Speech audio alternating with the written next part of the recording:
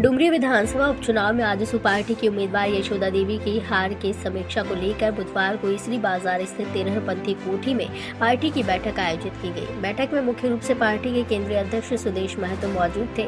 वहीं बैठक में पार्टी की केंद्रीय कमेटी के पदाधिकारी सहित गिरिडीह व बोकारो जिले के पदाधिकारीगण मौजूद थे। साथ ही डुमरी विधानसभा क्षेत्र अंतर्गत आजसू की डुमरी, नवाडीह और चंद्रपुरा प्रखंड कमेटी के पदाधिकारी और कार्यकर्ता शामिल हुए।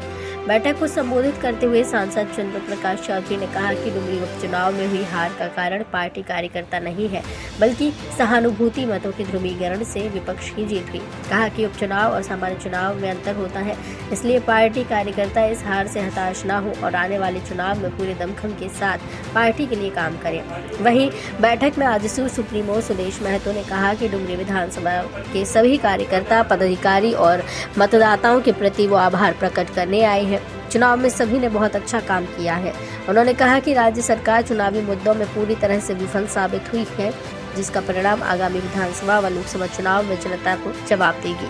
मौके पर डॉक्टर लंबोदर महतो, देवशरण भगत, पूर्व मंत्री रामचंद्र उमाकांत रजक, डुमरी विधानसभा प्रभारी यशोदा देवी, हीरालाल महतो, जिप सदस्य बैजनाथ महतो, सतीश महतो, महेश वर्मा आदि लोग मौजूद थे। धन्यवाद देती हूँ सभी को। मैं अब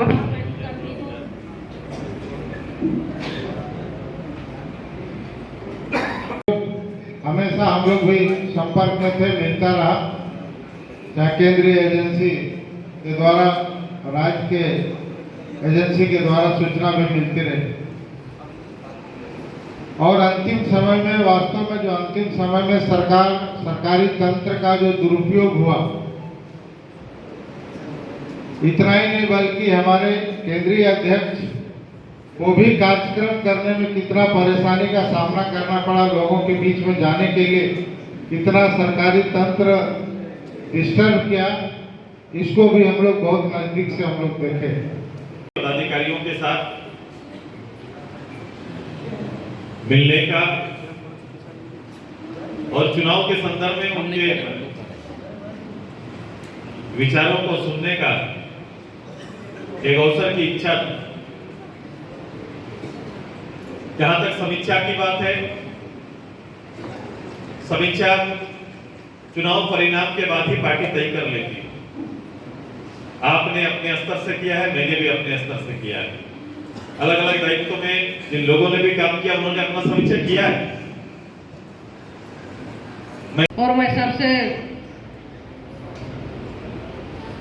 धन्यवाद देती हूँ आदरणीय पार्टी के सुप्रीमो को, जिन्होंने हमारे 70 पंचायत के सभी पंचायतों में जाकर सभी लोगों से रूबरू मिले, सभी से आग्रह किया, सभी से निवेदन किए।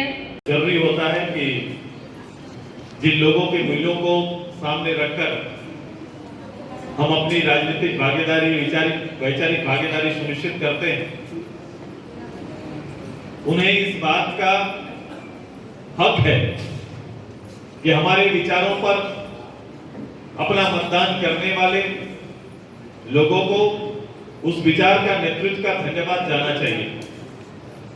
पता नहीं ये परंपरा को केवल शीर्ष स्तर पर स्थापित करके आप लोगों ने रख दिया।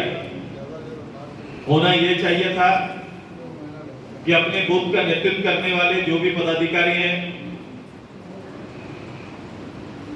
वो पदाधिकारी डोर टू डोर जाकर अपने मतदाताओं को अगर वहीं पर धन्यवाद देते तो एक अच्छी शुरुआत हो जाती। इसमें जो आने वाला जो 2024 में लोकसभा और विधानसभा का चुनाव होना है, किस तरह से पार्टी अपनी जमीन तैयार कर रही है? आज मैं अपने प्रभारी और गांव प्रभारी, पंचायत प्रभारियों के साथ आज कुछ माह बीत गए। मैं आभार और धन्यवाद देने के लिए डुमरी की जनता को आया था कि जिन्होंने 83,000 से ज़्यादा का जनमत दिया, जिन्होंने मेहनत किया हमारे लिए, इस गठबंधन के लिए। मैं उन सभी आजसू पार्टी, भारतीय जनता पार्टी और आम जो भी सहयोगी रहे, उन सभी के प्रति आभार व्यक्त करते हैं। मैंने अपने कार्यकर्ताओं से आग्रह किया कि अब इसी के साथ आगे की तैयारी आप सभी लोग प्रारंभ करें, चूँकि जो जनादेश मिला है, जिस तरह से लोगों का रुझान संगठन के पक्ष में, अपने गठबंधन के पक्ष में आया है, इसको और मजबूती से आगे ले जाने का पहल प्रारंभ करना चाहिए। सरकार लगातार दावा कर रही है कि हम लोग राज्य सरकार की हम फिर से 2024 में जो है राज्य में अपनी सरकार बनाएंगे। इस समय क्या कहना है? सरकार के पास कोई सब्जेक्ट नहीं है। सरकार के वायदे किए हुए विषय बड़ा भ्रमित हैं। सरकार ने अपना एक स्टेप भी सही रूप से जो उनको जाना चाहिए वो आगे नहीं बढ़े हैं, और इसी का परिणाम है। आप देख रहे हैं कि अंतर ही बता रहा है कि उनके खिलाफ में लोगों का जनमत बना है। ईडी पर भी सवाल खड़ा कर रहे हैं राज्य सरकार। ये चलेंगे, एजेंसियों पर बात करने की इनकी आदत रही है, एजेंसियों के साथ इनका अच्छा नाता रहा है, और ये एक अच्छा, मैं हमेशा अपील करता हूँ मैं कि जो भी संस्थाएं हैं देश के अंदर में, उनका सम्मान करना चाहिए।